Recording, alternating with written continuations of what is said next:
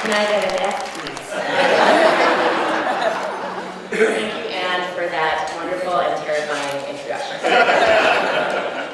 Anne is right. About a month ago, Katie Garrettson asked if I would come out and speak to the fourth graders at the 99th Street Elementary School in Watts. Now, there were a few cautions that she shared with me before I agreed. It would be on a Friday afternoon after a long day of school. I would have to figure out how to hold the attention of a room full of fourth graders for at least an hour.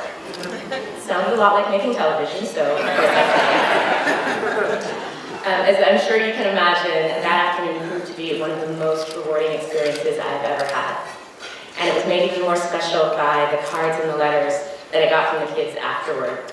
If you'll indulge me for a moment, I'd like to share a few of their notes with you. And if you listen closely, you might even spot a recurring theme. Unfortunately, the kids are gone. They were the kids who you saw in the video. It is a school night, so I will be sharing some of their notes, and I'll share the names as well. So, the first note came from Juan Flores. Dear Miss Nne, thank you for coming to I Have a Dream. Thanks for the presentation. Like you, I have a dream. I want to be in SWAT when I grow up. I also want to know more about ABC. And I can't wait for your new shows. Your friend, Juan Flores. The next one. Dear Miss Nne, thank you for coming and sharing your life with us. I also appreciate the time you took from when you could have, went somewhere. I also like the shows that you told us about, and when I grow up, I really want to be in SWAT. Sincerely, Andrew. And last but not least, dear Miss Nne, I love the way that you talk about storytelling.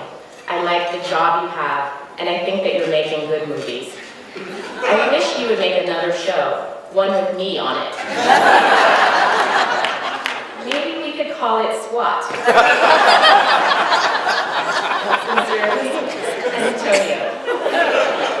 If there are any television producers in the room, I hope you were taking notes. All joking aside, the kids and I talked a lot about what it means to be a dreamer, both within this program and in life in general. We talked about the courage and the commitment it takes to pursue a dream, and about the people and the places from which we draw support along the way. We also talked a lot about the role of storytelling in our lives, how stories not only inspire and entertain, but they also connect us to one another. And about how knowing who you are and where you come from is just the first chapter in the story you write every day about where you're going. These kids have amazing stories to tell.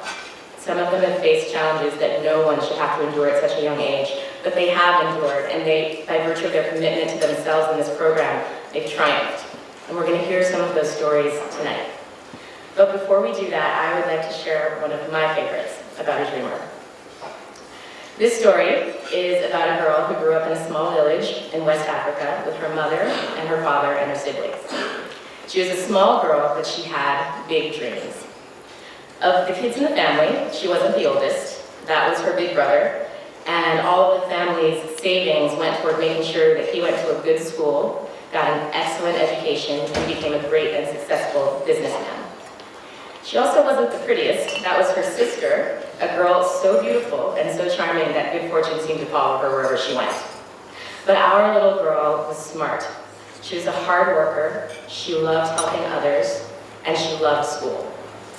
Unfortunately, when her little brother got sick, her mother needed her more than ever and pulled her out of school to help manage the household. But the little girl didn't mind. She took care of her brother, she helped out around the house, and she even used her gift at math to help her mother, who sold goods at the local market. One afternoon, her mother took her into the city on a trip to the bank. They stood together in the large, intimidating lobby, clutching their little packet of money as well-heeled businessmen and women buzzed about them, barely acknowledging their presence. Finally, a bank employee approached them. She was a young African woman with kind eyes and a warm smile. She brought them over to her desk, and she walked them through the steps of opening an account. The little girl took it all in, looking at this woman who was so sophisticated and refined and who treated them like royalty. Who was that woman? The little girl asked her mother as they left the bank. She, her mother explained, is what they call a chartered accountant. Well, how do you become one? Well, you have to study very hard. You have to pass several difficult exams. It takes a long time and it can be very, very expensive. The little girl nodded thoughtfully. She knew they didn't have a lot of money and that she was months behind her classmates because she left school to take care of her brother. But she did inspired that day. She knew what she wanted, and she knew that where there was a will, there was a way. But the way wasn't easy. She got herself back into school only to have a civil war break out in her country. The war lasted 3 years, and afterwards she got married and had a child of her own. But she never forgot her dream, even when others told her that pursuing that career now with a young child to take care of was simply unrealistic. Eventually she made her way to the United States. By now she had 2 children, and she worked full-time to help her husband through school. Her dream seemed further away than ever. That is, until a coworker showed her how to find and apply for scholarship money so that she too could go to school. She was finally on her way.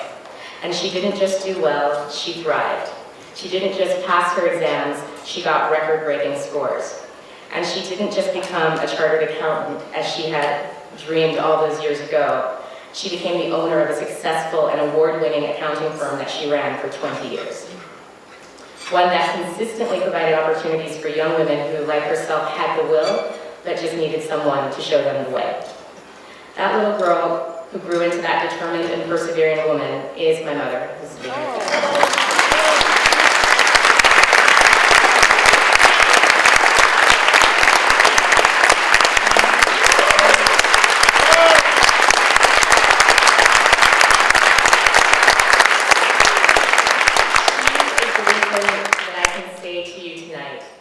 That no dream is too big, no one person is too small, and that like our dreamers here tonight, we each have a story that the world is waiting to hear.